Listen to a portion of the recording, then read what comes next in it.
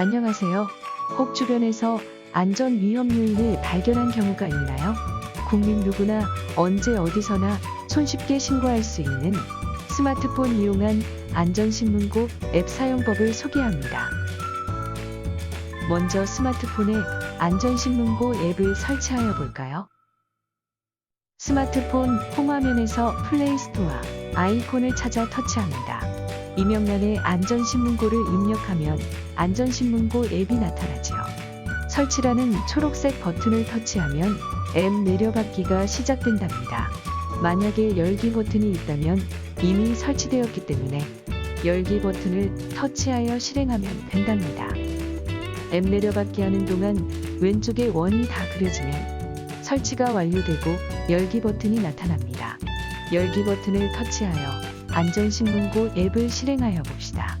홈화면에 안전신문고 바로가기가 추가되므로 다음부터는 안전신문고 아이콘을 터치하면 바로 실행된답니다.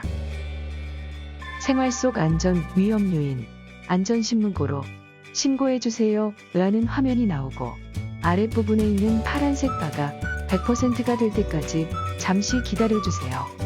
내려받기한 안전신문고 앱을 스마트폰에 설치하는 중이랍니다. 다음에 다시 실행할 때는 바로 실행 화면이 나타날 겁니다. 알림창이 나오면 읽어주시고 얘를 터치합니다. 앱 접근 권한 안내창이 나오면 확인해 주시고 계속해서 여러 번 허용 여부를 묻는 창이 나오는데 허용 버튼을 터치합니다.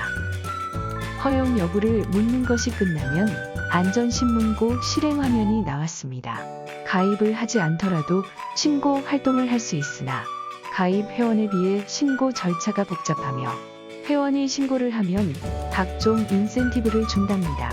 안전신고 화면이 나타났으면 가입 순서를 알아봅시다. 화면 상단에 있는 메뉴 중에서 로그인을 터치합니다.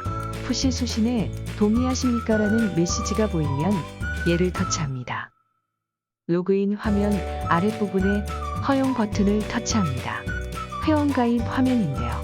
회원가입 분류는 일반 회원으로 선택하고요. 실명 확인 방법은 휴대폰으로 인증하기를 선택합니다.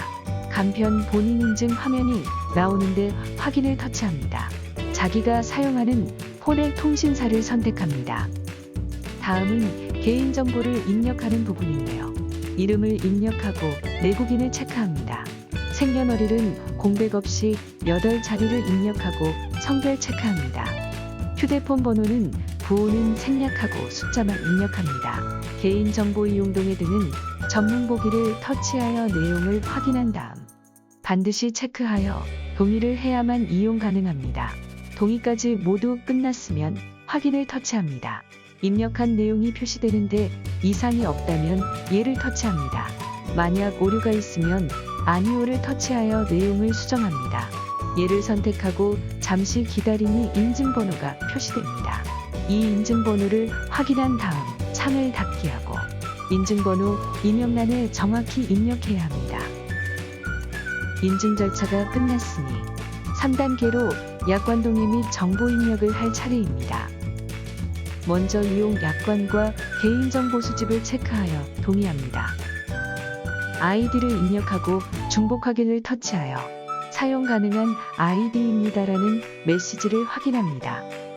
비밀번호는 9자리 이상 12자리 이하로 숫자, 영문 소문자, 특수문자를 혼용하여 설정하고 똑같은 비밀번호를 비밀번호 확인란에 입력합니다. 이제 4단계로 개인정보 입력입니다. 신청인 구분에서 퇴직 공무원이라면 민간단체를 선택합니다.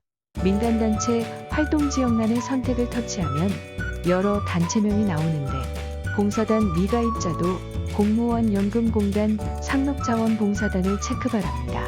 다음은 거주하는 시도와 시군구를 선택합니다. 이름과 생년월일은 자동 입력된 상태이군요. 이메일을 정확히 입력합니다.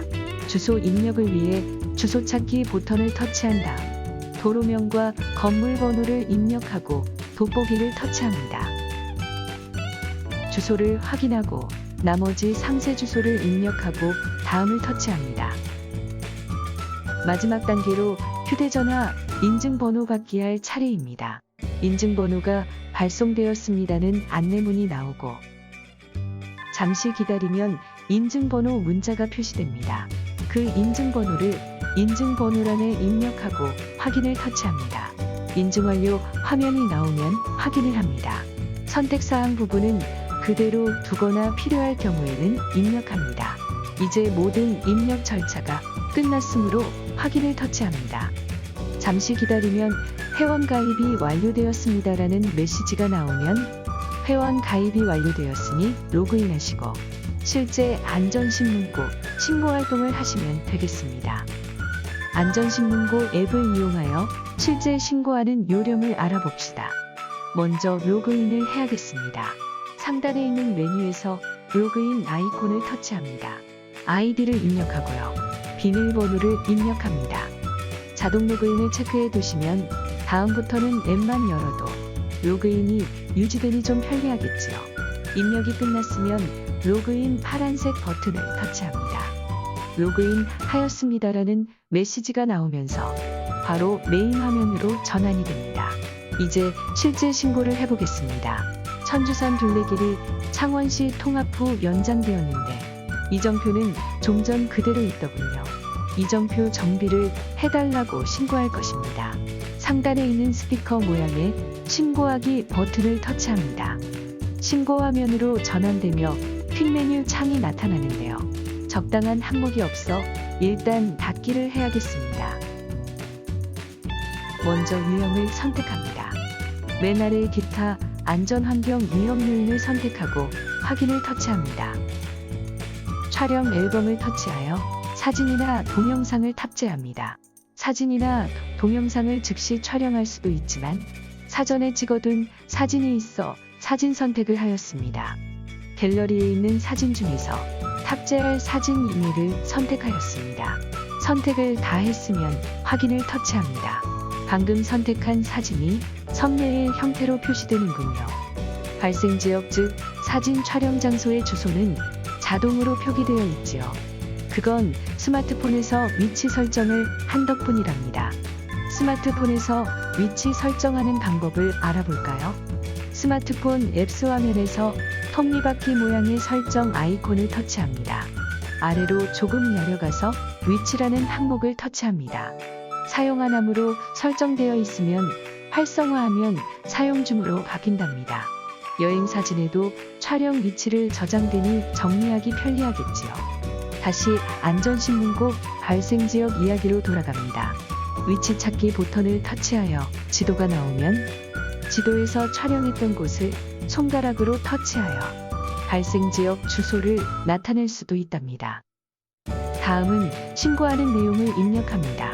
900자 이내로 하되 추가 수정도 가능합니다. 신고 내용을 분명히 전달되도록 작성해야겠지요. 입력이 서툴면 음성으로 작성할 수 있습니다. 작성이 다 되었으면 제출 버튼을 터치합니다. 입력하신 내용으로 신고하시겠습니까? 라는 메시지가 나오는데 얘를 터치하면 파일 전송을 시작하게 됩니다. 잠시 기다리면 안전신고가 접수되었습니다라는 창이 뜨면 신고가 끝났지요. 대개 일주일 이내에 처리 결과를 통보해 준답니다. 기존의 신고 사례나 처리 결과 등을 참고하시려면 우측 상단에 있는 메뉴 아이콘을 터치한 다음 주요 처리 사례를 참고하시기 바랍니다. 지역이나 주제별로 검색하여 기 신고된 사례와 처리 결과를 알 수 있는데요. 안전신문고 활동이 우리 주변의 위험 요소를 처리하여 쾌적하고 안전한 생활을 하는데 기여했다는 보람이 있을 것 같습니다. 다름 아닌 나와 나의 이웃을 위하여 기꺼이 안전신문고 활동에 참여하시기 바랍니다. 그리고 자신의 안전신문고 활동 결과나 마일리지가 궁금하면 메뉴창에서 나의 안전신고를 터치합니다.